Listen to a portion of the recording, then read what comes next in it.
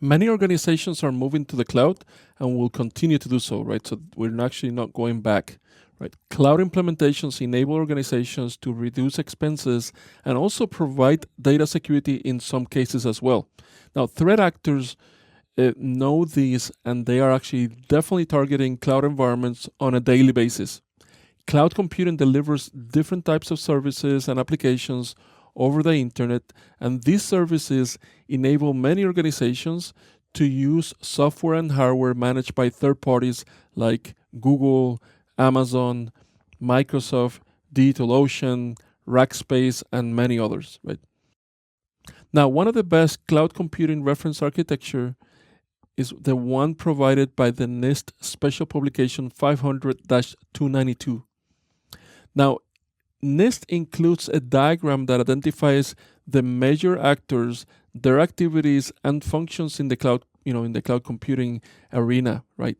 The diagram shows a generic high-level architecture and is actually intended to demonstrate the understanding of the requirements, also the uses, characteristics, and the standards of cloud computing. The NIST Cloud Computing Reference Architecture defines 5 major actors: the cloud consumer, the cloud provider, the cloud carrier, the cloud auditor, and the cloud broker. Now, each actor is classified as an entity. In other words, a person or an organization that participates in a transaction or a process or that performs tasks in cloud computing. Now, let's define each actor. First, you have the cloud consumer, which is a person or organization that maintains a business relationship with the cloud provider and also uses services from the cloud provider. You also have the cloud provider, which is a person or an organization or an entity responsible for making a service available to interested parties. You also have the cloud auditor, which is actually a person or an organization that can actually conduct independent assessment of cloud services, operations, performance, and security. You also have the cloud broker, which is an entity that manages the use, the performance, the delivery of cloud services and negotiates relationships between cloud providers and cloud consumers. You also have the cloud carriers that actually provides connectivity and transport of cloud services from cloud providers to cloud consumers. Now, a cloud consumer can use cloud services directly from a cloud provider like AWS, Microsoft, DigitalOcean, and many others, or via a cloud broker.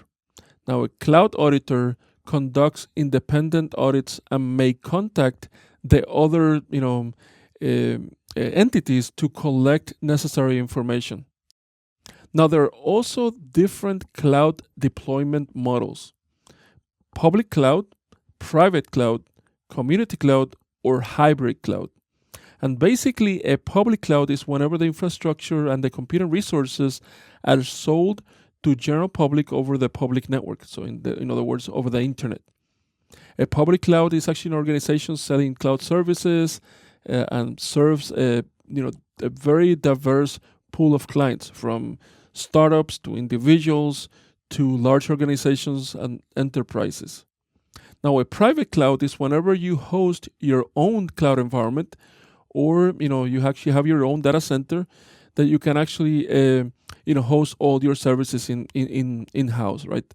Or you can actually also outsource that into a hosting company, and then all that infrastructure is actually not shared with other organizations and only for your environment, and it's still what we call an outsourced private cloud.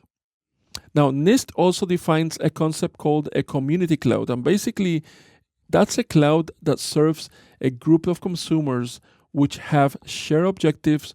They also share security, privacy, and potentially even common policies among them. Now, you also have the concept of hybrid cloud, and a hybrid cloud is a composition of 2 or more clouds that can be on-site, so in other words, a private cloud, or an on-site community, an off-site private, an off-site community, or public.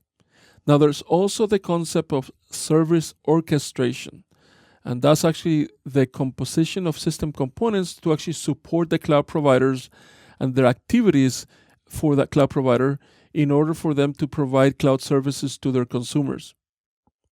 NIST also defines 3 service models: software as a service, platform as a service, and infrastructure as a service. Now, each of those service models have different type of service management operations, and they also expose different attack surfaces for threat actors. The cloud provider and the cloud consumer have different degrees of control over the cloud computing resources in a cloud system. This is completely different to a traditional IT system, where one organization actually has control over the whole network and over the whole stack of computing resources and the entire life cycle of the systems. Now, because of this separation of control, both parties now share the responsibility to provide appropriate security protections to the underlying system. In short, security is a shared responsibility among the cloud provider and the cloud consumer. Another concern about cloud computing is privacy, and especially nowadays, after many regulations have actually started related to privacy. Cloud providers should protect the consumer when collecting, processing, communicating, using, and disposing personal information and personally identifiable information in the cloud.